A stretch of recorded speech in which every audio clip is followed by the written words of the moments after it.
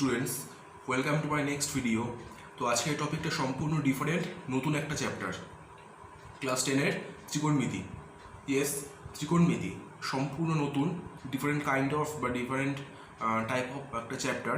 তোমরা এটা first time শিখছো, তো ভিডিওটা মন দিয়ে দেখো। তো লেটস স্টার্ট।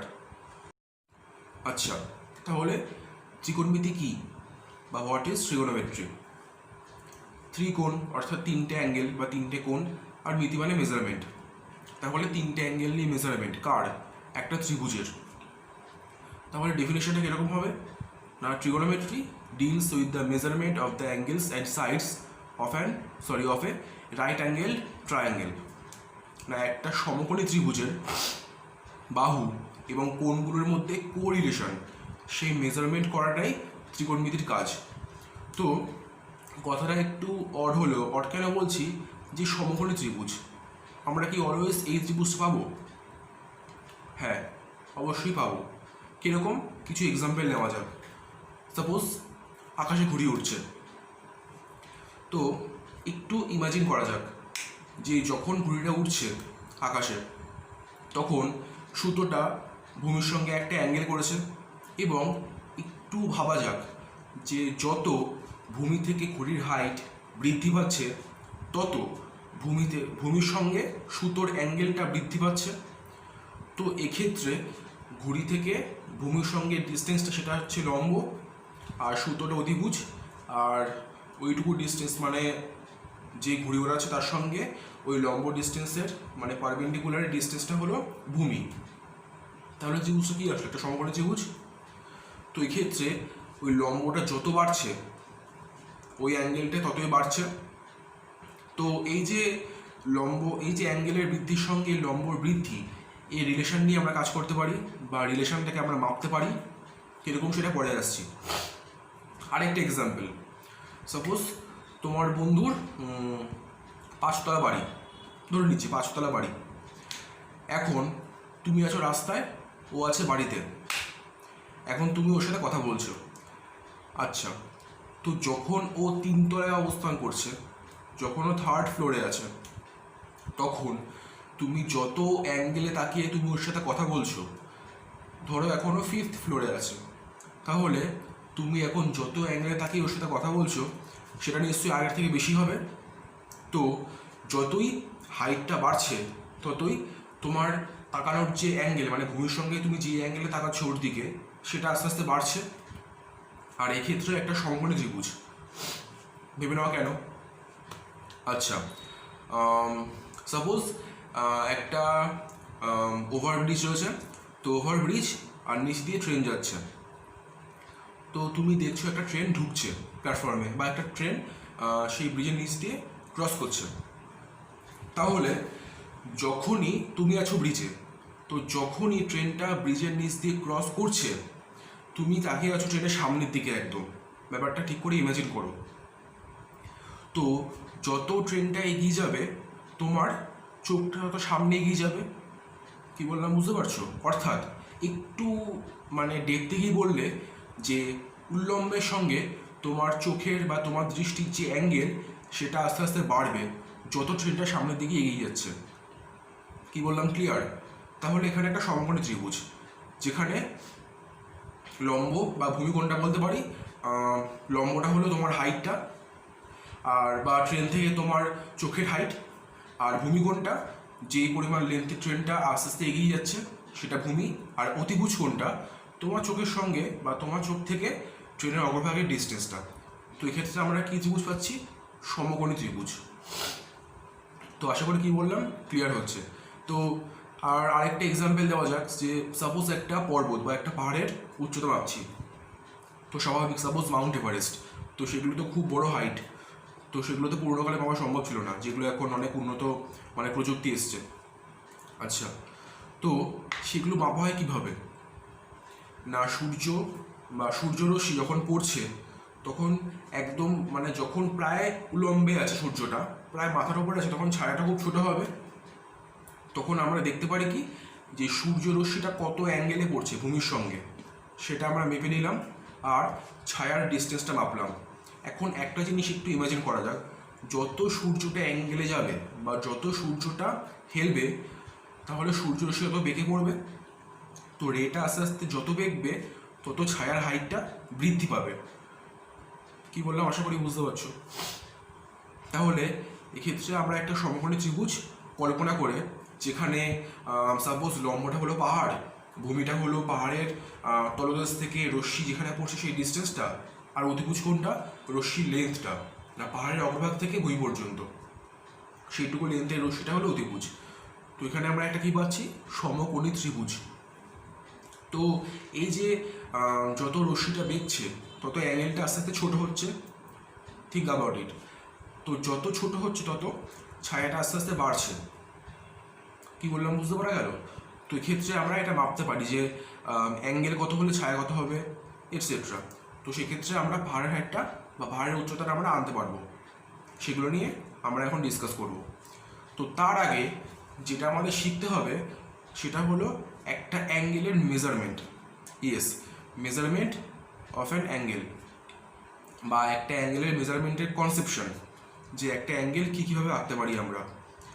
তো ছোটোবেলায় আমরা শিখে এসেছিলাম যে অ্যাঙ্গেল কী, এগুলো আমরা সবাই জানি। তো দুটো স্ট্রেট লাইন একটা পয়েন্টে কাট করলে তারা কতটা হেলে আছে সেটা হচ্ছে একটা অ্যাঙ্গেলের মেজারমেন্ট। তো এবার একটু আমরা ঘুরিয়ে ব্যাপারটা বলবো। কীরকম, যে একটা রশ্মি বা একটা রে, তার সাপোজ ইনিশিয়াল পজিশন হলো এক্স অক্ষ বরাবর, পজিটিভ এক্স অক্ষ, সেই বরাবর রশ্মিটা ফার্স্টে আছে। এবার সে অ্যান্টি ক্লকওয়াইজ ঘুরছে। কি বললাম, অ্যান্টি ক্লকওয়াইজ ঘুরছে। তাহলে যেই অ্যাঙ্গেলটা ফর্ম হবে সেটা হলো কি অ্যাঙ্গেল, পজিটিভ অ্যাঙ্গেল, ধনাত্মক কোণ। আর যদি রশ্মিটা ক্লকওয়াইজ ঘোরে, কি বললাম, যদি ক্লকওয়াইজ ঘোরে, তাহলে যে অ্যাঙ্গেলটা ফর্ম হবে সেটা কি হবে, নেগেটিভ অ্যাঙ্গেল, ঋণাত্মক কোণ। কি বললাম বুঝতে পারা গেল? আচ্ছা, একটা কথা বলে রাখি, এখানে ত্রিকোণমিতি সেকশনে যে যে অ্যাঙ্গেলগুলো আমরা শিখবো সেগুলো সবই কিন্তু ত্রিকোণমিতিক কোণ। আর যেটা আমরা শিখে এসেছি আগে সেটা হলো, বা সেগুলো ছিল জ্যামিতিক কোণ। ডিফারেন্সটা কি না, জ্যামিতিক কোণে একটা আপার লিমিট, লোয়ার লিমিট, বা আপার ভ্যালু লোয়ার ভ্যালু আছে। কীরকম, জিওমেট্রিক্যাল অ্যাঙ্গেল বা জ্যামিতিক কোণের লোয়ার ভ্যালুটা কত, 0 ডিগ্রি, আপারটা কত, 360 ডিগ্রি। আর ত্রিকোণমিতিক কোণে লোয়ার লিমিট আপার লিমিট কিচ্ছু নেই। খুবই আমরা বুঝতে পারলাম যে এখানে নেগেটিভ অ্যাঙ্গেলও আসতে পারে, যেটা আমরা আগে ফেস করিনি। তো এখানে পজিটিভ নেগেটিভ যে কোনো অ্যাঙ্গেল আসতে পারে, আর ভ্যালু যত বড় হোক সেটা আসতে পারে। কী করে আসতে পারে, যে সাপোজ রশ্মিটা একটা পাক ঘুরে আসলো, তো কত ডিগ্রি অ্যাঙ্গেলে ঘুরলো, 360 ডিগ্রি ঘুরলো। ও যদি আবার ঘুরে তাহলে কত হবে, সাপোজ আবার গেল 90 ডিগ্রি, তাহলে কত ডিগ্রি ঘুরলো, 450 ডিগ্রি। কি বললাম আশা করি বুঝতে পারা গেল।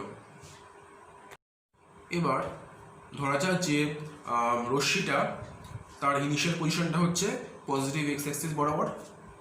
এবার সে ক্লকওয়াইজ 60 ডিগ্রি গেল, তাহলে মেজারমেন্টটা কত হলো, -60 ডিগ্রি। কি বললাম আশা করি বুঝতে পারা গেল। এবার হচ্ছে একটা অ্যাঙ্গেল মেজারমেন্টের মেথডস, দুটো মেথড রয়েছে, একটা ষষ্ঠিক পদ্ধতি, সেক্সাগোনাল মেথড, আর একটা বৃত্তীয় পদ্ধতি, সার্কুলার মেথড। তো ষষ্ঠিক মানটা আমরা সবাই শিখে এসেছি ছোটোবেলা থেকে, যেটা আমরা মাপতাম ডিগ্রিতে, যে একটা অ্যাঙ্গেলের পরিমাণ 30 ডিগ্রি, 0 ডিগ্রি, 90 ডিগ্রি এটসেট্রা। তো সেটার মেজারমেন্ট হলো ডিগ্রিতে, আর সেটার ইউনিটটা কত, 1 ডিগ্রি। আচ্ছা, এবার সম্পূর্ণ একটা নতুন শিখবো, সেটা হলো বৃত্তীয় পদ্ধতি বা সার্কুলার সিস্টেম। কীরকম না, তার ইউনিটটা হলো রেডিয়ান। তো এক রেডিয়ানের ডেফিনেশনটা কীরকম হবে দেখা যাক। তো সাপোজ একটা বৃত্ত, তার ব্যাসার্ধ হলো আর, একদম ইজিলি বললে তো ওই বৃত্তের যা ব্যাসার্ধ সেই সমান লেন্থের একটা বৃত্তচাপ বা একটা আর্ক কনসিডার করলে, সেই আর্কটা বা সেই বৃত্তচাপটা কেন্দ্রে যেই কোণটা উৎপন্ন করবে সেটা হলো 1 রেডিয়ান। তো এর ভ্যালু, এটা তো ইউনিট রেডিয়ান, তো এর সঙ্গে ডিগ্রির সম্পর্কটা কি না, 1 radian equal two 57 degree, 57 degree something minute, সেটা পরে আসছে, সেটা বইতে আছে। তাহলে 1 রেডিয়ানের সংখ্যাটা কি না, ব্যাসার্ধের সেম লেন্থের একটা বৃত্তচাপ কেন্দ্রে যেই কোণটা উৎপন্ন করে সেটা হলো 1 রেডিয়ান। কি বললাম বুঝতে পারা গেল? তাহলে যেটা বলছিলাম যে সাপোজ একটা বৃত্ত আছে, তার ব্যাসার্ধ হলো আর ইউনিট। তাহলে এই আর ইউনিট লেন্থের একটা সমান বৃত্তচাপ সাপোজ এইটুকু, তাহলে এটা ও পয়েন্ট, এটা এ, এটা বি। তাহলে এখানে O A equal to O B equal to R A B বৃত্তচাপটা কত, সেটাও আর। তাহলে এখন কেন্দ্রে যেই অ্যাঙ্গেলটা উৎপন্ন হবে সেটা হবে 1 রেডিয়ান। যেমন আমরা ডিগ্রি লিখে আসতাম 30 ডিগ্রি, উপরে ছোট একটা গোল, সেরকম রেডিয়ানটা হলো সাপোজ বললাম 1 রেডিয়ান, তো হবে মাথায় ছোট একটা সি, ছোট সি, সেটা 1 রেডিয়ান। আচ্ছা, তো এবার একটা মেথড। তো সাপোজ এখানে একটা আমি চাপ এঁকেছি, চাপটা হলো এইটুকু, তার নাম দিলাম এবি, সেন্টারটা হলো ও। এবার একটা জিনিস একটু লক্ষ্য করা যাক যে যত আমার চাপটা বাড়ছে বা চাপের লেন্থ যত বাড়ছে তত এই কেন্দ্রে উৎপন্ন অ্যাঙ্গেলটা বাড়বে আমার। তো এখন চাপ হলো এবি, তো আমি আরেকটু চাপটা বাড়ালাম, সাপোজ এত অবধি নিলাম সি, তাহলে এখন চাপ বিসি। তো এখন নিশ্চয়ই কেন্দ্রে উৎপন্ন অ্যাঙ্গেলটা আরেকটু বেশি হবে আগের থেকে, আরও বাড়াচ্ছি এত অবধি, তাহলে আরও বড় অ্যাঙ্গেলে ফর্ম হচ্ছে। তো সহজ কথায় বলতে গেলে কি, যে বৃত্তচাপের লেন্থটা এই কেন্দ্রে উৎপন্ন কোণের সঙ্গে সমানুপাতিক। যদি চাপটা এস হয় আর অ্যাঙ্গেলটা এখানে থিটা হয়, রেডিয়ানে ধরছি, তাহলে এস প্রপোর্শনাল টু থিটা, এটা আমরা এখানে বলতে পারি। আর ভ্যারিয়েশনে ইকুয়াল টু আনতে হলে এটা কী করতে হয়, একটা কনস্ট্যান্ট নিয়ে আসতে হয়। তাহলে S equal to some constant K into theta.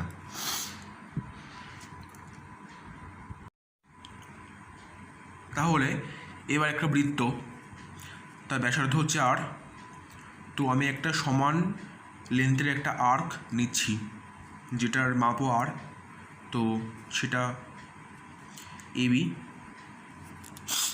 এবার আমি যে কোনো একটা আরবিট্রারি আর্ক নিচ্ছি, সাপোজ এটা সি, তো AB equal to R, AC equal to ধরলাম এস। আচ্ছা, এবার অ্যাঙ্গেল নিয়ে দেখা যাক। তো এখানে অ্যাঙ্গেলটা কত, 1 রেডিয়ান, আর এখানে অ্যাঙ্গেলটা কত হচ্ছে সাপোজ থিটা রেডিয়ান। তো যেটা আমরা আগে শিখে এসেছি যে এস প্রপোর্শনাল টু থিটা বা S equal to K theta, তাহলে আমরা এখান থেকে কী বলতে পারছি। তো প্রথম কেসটা কী আসছে, এস হলো আর এখানে, তো ফার্স্ট কেসটা কী আসছে যে R equal to K into theta, সেটা কত 1। আর সেকেন্ড কেসটা কী আসছে, এসিটা হচ্ছে এস, তাহলে S equal to some constant into theta. এবার তো আমি এটা দুটোকে ভাগ করছি, তাহলে কি পাচ্ছি না R by S equal to K by K theta, that is 1 by theta. তাহলে কি পাচ্ছি, S equal to R theta, যেখানে কিন্তু থিটাটা মাপা হচ্ছে রেডিয়ানে, নট ডিগ্রিতে, এটা আমাদের খেয়াল রাখতে হবে। তাহলে একটা সাপোজ একটা অ্যাঙ্গেল দ্বারা উৎপন্ন একটা বৃত্তচাপের লেন্থ কী হবে না, সেই অ্যাঙ্গেলটা ইন্টু ব্যাসার্ধ, সেই অ্যাঙ্গেলটা মাপা আছে রেডিয়ানে, ডিগ্রিতে নয়। আচ্ছা, তো এবার যেটা বললাম যে অ্যাঙ্গেল মেজারমেন্টের দুটো সিস্টেম, বৃত্তীয় ষষ্ঠিক পদ্ধতি, তো তাদের মধ্যে সম্পর্কটা কীরকম দেখা যাক। তো আমি এখানে একটা বৃত্ত নিয়েছি যার ব্যাসার্ধটা হচ্ছে আর, এটা ব্যাস, তো এখানে লেন্থটা হচ্ছে আর, অর্থাৎ চাপটা হলো আর। তো এখানে উৎপন্ন অ্যাঙ্গেলটা কত? 1 রেডিয়ান। এবার তাহলে আমি একটু দেখছি যে এবি চাপ বাই বিসি চাপ, এবিটা কত? আর হবে, বিসি কত? পাই আর। ক্লাস 9 আমরা শিখে এসেছি যে একটা বৃত্তের পরিধি কী হয়? 2 পাই আর। তাহলে হাফটা কত? পাই আর। তাহলে কি পেলাম? 1/পাই। এবার এবিটাকে আমরা কি বলতে পারি? এইটুকু বৃত্তচাপ, সেটা কি হবে না ব্যাসার্ধ ইন্টু মাঝখানে উৎপন্ন অ্যাঙ্গেল, মানে S equal to R into theta. তো এখানে থিটা কত? 1 রেডিয়ান। আচ্ছা, এবার বিসিটা কত? S equal to R into theta, তো আর ইন্টু থিটা। তো এখানে উৎপন্ন অ্যাঙ্গেলটা কত? 180 ডিগ্রি। তো এখানে আমি সেটা ডিগ্রি ইউজ করছি, 180 ডিগ্রি। তাহলে এবি বাই বিসি, তাহলে এই দুটো বাই করলে কি আসবে? R into 1 radian by R into 180 degree, বা 1 রেডিয়ান বাই 180 ডিগ্রি। তাহলে আবার তো এই রেশিওটা আর এই রেশিওটা ইকুয়াল। তাহলে আমরা কি বলতে পারি যে 1/পাই equal to 1 radian by 180 degree, বা আমরা কি বলতে পারি পাই ইন্টু 1, মানে pi radian equal to 180 degree, বা 1 radian equal to 180 degree by pi. এটা হলো রেডিয়ান আর ডিগ্রির মধ্যে সম্পর্ক। বা এখান থেকে একটু ঘুরিয়ে বললে কী আসবে? এই লাইন থেকে ঘুরিয়ে বললে দাঁড়ায় যে 1 degree equal to pi radian by 180, দুটোই একই ব্যাপার। তো সাপোজ একটা এক্সাম্পল বললো যে 90 ডিগ্রি ইকুয়াল টু কত রেডিয়ান। তাহলে কি করবো আমরা? 1 ডিগ্রি ইকুয়াল টু কত রেডিয়ান? Pi by 180 radian. তাহলে 90 degree equal to pi by 180 into 90 radian, that is pi by 2 radian. অনেক সময় এই সিটা লেখা হয় না, এমনি বলা হয় যে পাই বাই 2 রেডিয়ান বা পাই রেডিয়ান এটসেট্রা। আমায় বললো যে 30 ডিগ্রি ইকুয়াল টু কত রেডিয়ান। তাহলে আমরা কি করব না, simple 30 into pi by 180, that is pi by 6 radian. এবার সাপোজ আমাকে বললো যে পাই বাই 3 রেডিয়ান মানে কত ডিগ্রি। তাহলে কি হবে? পাই বাই 3 ইন্টু কী ছিল? 180 বাই পাই, ডিগ্রিতে আনতে হলে। তাহলে কি হবে? 180 by pi degree, that is 60 degree. Clear? Okay, তো একটা সিম্পল কথা, কিছুই না, যে 1 ডিগ্রি ইকুয়াল টু 60 মিনিট, আবার 1 minute equal to 60 second.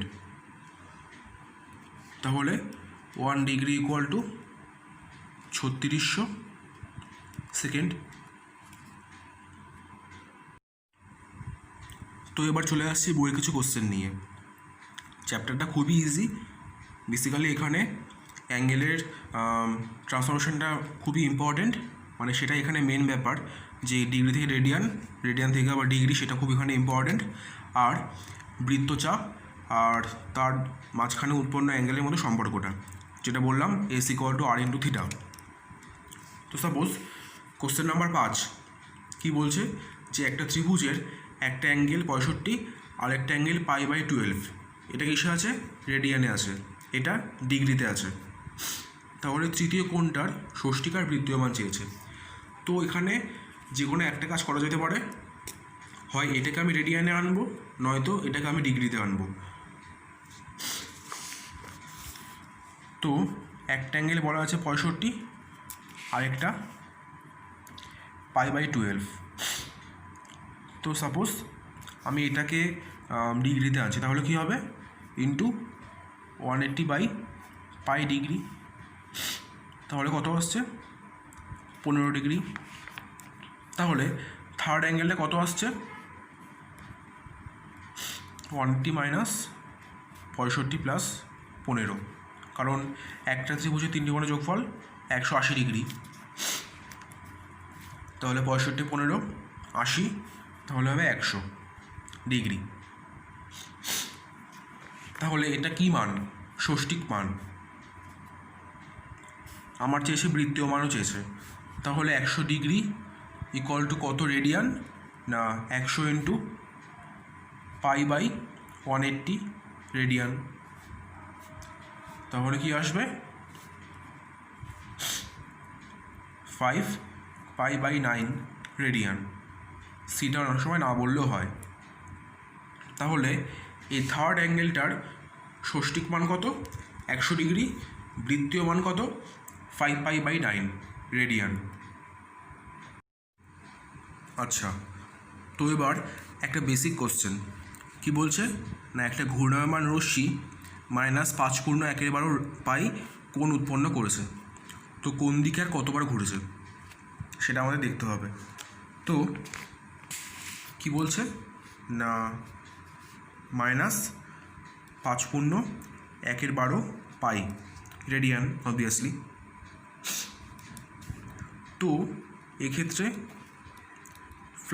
5 + 1/12 π radian, তো -5π -π/12। তাহলে খুবই স্পষ্ট যে পাইয়ের 5 টাইমস ও ঘুরেছে। পাই রেডিয়ান মানে কত ডিগ্রি আমরা আগেও শিখে এসেছি, 180 ডিগ্রি। তো সাপোজ রশ্মিটা, তো সাপোজ এটা X axis, negative X, Y, negative Y. তো সাপোজ ফার্স্টে রশ্মিটা এই বরাবর রয়েছে এই দিকে, তো নেগেটিভ অ্যাঙ্গেল মানে সে ঘুরবে ক্লকওয়াইজ। তাহলে 5π, পাই মানে 180, তো একটা পাই ঘুরলো, দুটো, তিনটে, চারটে।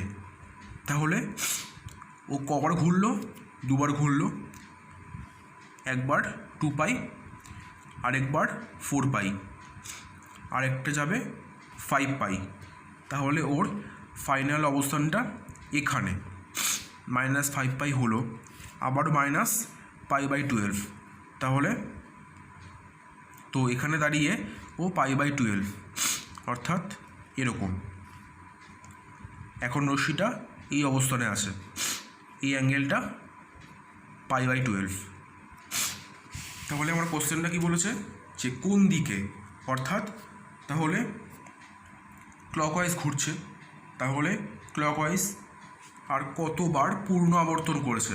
পূর্ণ আবর্তন কবার দেখলাম? দুবার, একবার 2π, আরেকবার 2π, আর পাই তো হাফ গেল।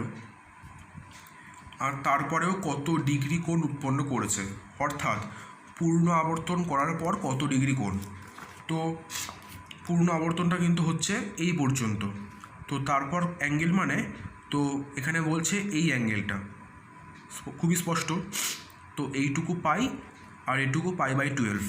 তাহলে কত আসছে? π/12 আর পাই, অবভিয়াসলি মাইনাস, যেহেতু ঘুরছে ক্লকওয়াইজ। তো কত আসবে এটা? -13π/12। এত অ্যাঙ্গেল উৎপন্ন করছে এই অ্যাঙ্গেলটা। কত ডিগ্রি বলেছে, তাহলে আমাদের কি করতে হবে? এইটুকু শেষটা ইন্টু 180/π ডিগ্রি করতে হবে। এটা গুণ করে যা আসবে আসবে। তো অত ডিগ্রি কোণ উৎপন্ন করেছে, তো মাইনাস সামথিং ডিগ্রি অ্যাঙ্গেল উৎপন্ন করেছে। আচ্ছা, তো এবার কিছু টেকনিক্যাল কোশ্চেন্স। কীরকম কোশ্চেন? সাপোজ ফার্স্টেরটা, যে একটা মিনিটের কাটা প্রান্তবিন্দু 1 ঘন্টায় আবর্তন করে কত রেডিয়ান কোণ। তো একটা মিনিটের কাটা সেটা 1 ঘন্টায় একটা পূর্ণ আবর্তন করে, অর্থাৎ 360 ডিগ্রি। তো সেটা মানে কত রেডিয়ান? 2π রেডিয়ান। কারণ কি 360 ইন্টু পাই বাই 180 রেডিয়ান, তো সেটা করে 2 পাই আসে। এটা আমরা আগেও ফেস করে আসলাম। এটা কত আসে? Pi by 6 into 180 by pi, তাহলে কত আসবে? 30 ডিগ্রি। আচ্ছা, তো এবার ধরা যাক এই কোশ্চেনটা, যে একটা রশ্মির প্রান্তবিন্দুকে কেন্দ্র করে একটা ঘড়ির একটা রশ্মির প্রান্তবিন্দুকে কেন্দ্র করে রশ্মিটির ঘড়ির কাঁটার দিকে দুবার আবর্তন করছে, তো করলে 720 ডিগ্রি। তো এখানে পুরো কোশ্চেনটা পড়তে হয়ও না, ঘড়ির কাঁটার দিকে অর্থাৎ ক্লকওয়াইজ, তাহলে অ্যাঙ্গেলটা কী হবে? নেগেটিভ অ্যাঙ্গেল, কিন্তু এখানে অ্যাঙ্গেলটা পজিটিভ অ্যাঙ্গেল, তাহলে কোশ্চেনটা ভুল, তাই মিথ্যা হবে। ঠিক আছে, এবার ধরা যাক এই কোশ্চেনটা, যে 3π/8 পরিমাপের কোণটির সম্পূরক কোণের বৃত্তীয় মান। তো সম্পূরক কোণ কী হয়? 180 মাইনাস সেই অ্যাঙ্গেলটা। তো এখানে অ্যাঙ্গেলটা রেডিয়ানে মাপা আছে, কিন্তু 180 ডিগ্রি অ্যাঙ্গেলের রেডিয়ান মানটা সেটা আমরা জানি পাই রেডিয়ান, তাহলে সম্পূরক কোণটা কত হবে? পাই মাইনাস 3π/8, দ্যাট ইজ 5π/8 রেডিয়ান। আর এখানে বলেছে বৃত্তীয় মান, তাহলে কি বসবে? 5π/8। ওকে, তো আজকের টপিকটা এই পর্যন্তই। তো নেক্সট ভিডিওতে বা নেক্সট দিন আমি ত্রিকোণমিতির মেন পোর্শন বা মেন পার্টে ঢুকবো। তো যেহেতু ফার্স্ট টাইম শিখছো তাই খুবই ইন্টারেস্টিং লাগবে। তো আজকে যেটুকু শেখালাম, যে অ্যাঙ্গেল মেজারমেন্টের কনসেপশন, তো সেগুলো তোমরা ঠিক করে খুব ডেপ থেকে প্র্যাকটিস করো, খুব প্র্যাকটিস করতে হবে। তাহলে আজকে যেটা শিখলাম তার সামারাইজ করলে কী হয় না, ফার্স্টে বৃত্তচাপ আর তার মাঝখানে উৎপন্ন অ্যাঙ্গেল সেটা মাপা রেডিয়ানে, তার মাঝখানে সম্পর্কটা S=r θ, আর কি বৃত্তের ব্যাসার্ধ, আর এক রেডিয়ানটা একটা কনস্ট্যান্ট অ্যাঙ্গেল। খুবই স্পষ্ট যে সমান মাপের ব্যাসার্ধ আর বৃত্তচাপের, মানে যেই মাপের ব্যাসার্ধ আমি সেই লেন্থের বৃত্তচাপ নিচ্ছি, তাহলে তো অলওয়েজ রেশিওটা 1 হয়ে যাবে। তো একটা কনস্ট্যান্ট অ্যাঙ্গেল, এক রেডিয়ান, একটা ধ্রুবক কোণ। আর কি শিখলাম?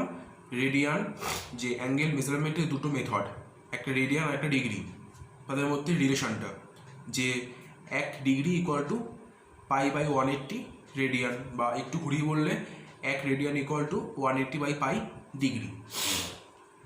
তো এরকম।